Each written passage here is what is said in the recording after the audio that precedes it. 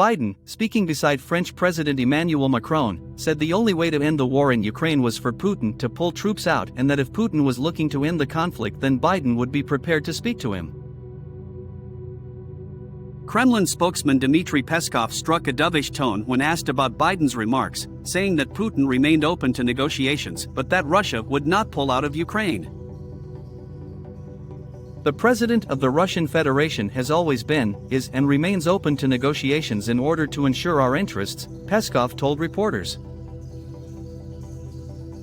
Putin has said he has no regrets about launching what he calls Russia's special military operation against Ukraine, casting it as a watershed moment when Russia finally stood up to arrogant Western hegemony after decades of humiliation in the years since the 1991 fall of the Soviet Union. Ukraine and the West say Putin has no justification for what they cast as an imperial-style war of occupation. Ukraine says it will fight until the last Russian soldier is ejected from its territory.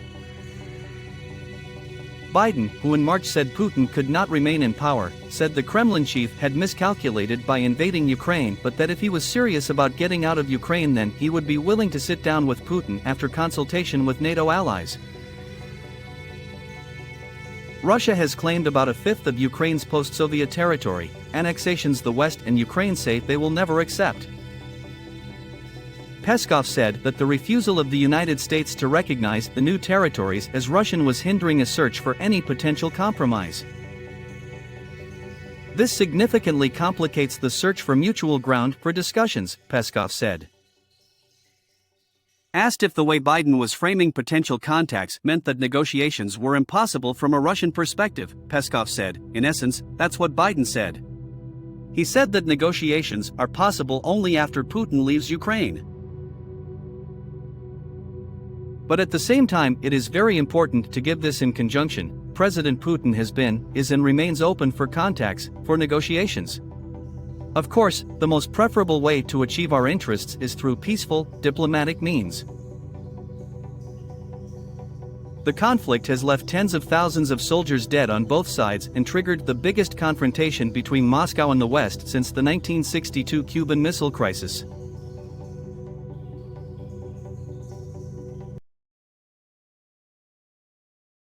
Air Force set to unveil newest stealth bomber aircraft Friday.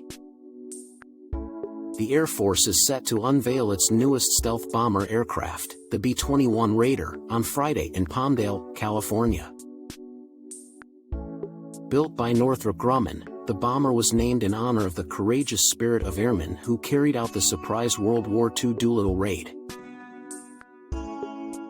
The sixth-generation aircraft is expected to help the Air Force penetrate the toughest defenses for precision strikes anywhere in the world, Northrop Grumman's press release said. 6 bombers are currently in various stages of final assembly in California, according to the release. The event on Friday will be even more significant given that it will mark the first time in more than 30 years a new U.S. bomber has been publicly unveiled since the B-2 Spirit was presented in 1988. While the U.S. originally planned to have a fleet of 132 B-2s, just 21 were ultimately purchased. The release of the new bomber comes amid heightened tensions between the U.S. and both China and Russia. Just days ago, the Pentagon released its annual report on China, which said the country has doubled its number of nuclear warheads in a fraction of the time the U.S. expected it to. The B-21 was designed with that competition in mind. Northrop Grumman's rundown of the new bomber's abilities said that while adversaries continue to invest in and develop advanced weapons, the B-21 will allow the U.S. to penetrate enemy air defense and hit targets anywhere in the world. While Friday is the first time the world's first sixth-generation aircraft will be seen by the public, Northrop Grumman said, airmen and aircraft enthusiasts alike will have to wait until next year to actually see one in the air. The first B-21 flight is expected to happen in 2023, Air Force spokeswoman Ann Stefanik said, though she emphasized that the timing of the first flight will be data and event, not date-driven. Each aircraft was anticipated to cost $550 million when the price was set in 2010. After adjusting for inflation this year, Stefanik said, the cost of each aircraft, including training materials, support equipment and other components of the bomber, is $692 million. The Air Force plans to purchase at least 100 of the stealth bombers. The B-21 has been built with long-term sustainability and maintainability in mind, Northrop Grumman said in the release.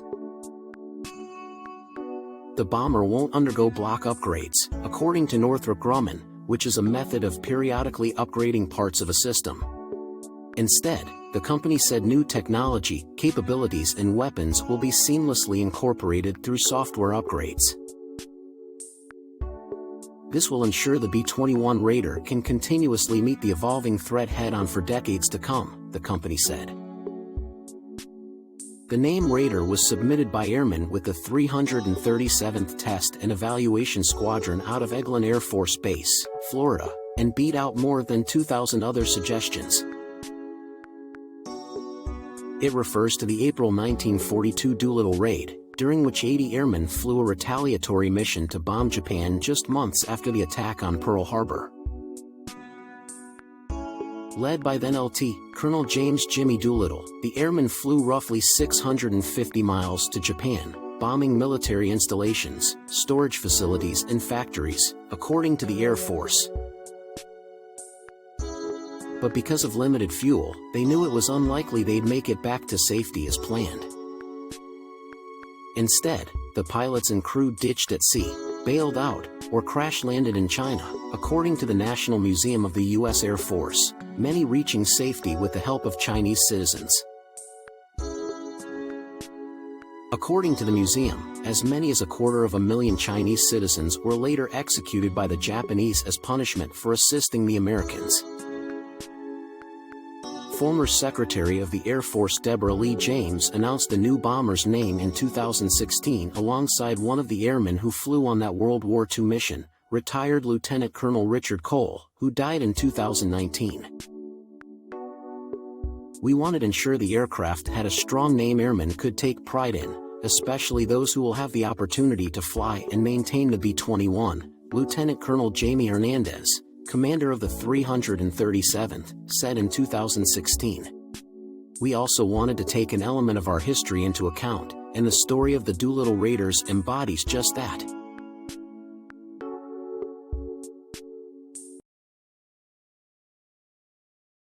Strep 8 fourth child dies from bacterial disease. A fourth child has died after contracting Strep A, the UK Health Security Agency has confirmed. The latest death from the bacterial disease was of a child who attended St John's School in Ealing, West London. It has also been confirmed a boy aged 4 from High Wycombe, Buckinghamshire died with Strep A last month. The group, a streptococcal infection, can cause scarlet fever. However, the UK HSA told the BBC it was important people understand scarlet fever is a mild illness and the gas bacteria which causes it only rarely becomes invasive, leading to serious illness. The UK HSA said it was working with Ealing Council to provide public health advice and support to the school. Dr. Yimi Chow, health protection consultant at UK HSA London, said, "We are extremely saddened to hear about the death of a child at St John's Primary School, and our thoughts are with their family, friends, and the school community." Working with Ealing Council Public Health Team, we have provided precautionary advice to the school community to help prevent further cases, and we continue to monitor the situation closely. The UK HSA said the symptoms of group A streptococcal infection include a sore throat, fever, and minor skin infections, and can be treated with a full course of antibiotics prescribed by a GP. In rare incidences, it can be a severe illness, and anyone with high fever, severe muscle aches, pain in one area of the body and unexplained vomiting or diarrhea should call NHS 111 and seek medical help immediately, Dr. Chow added.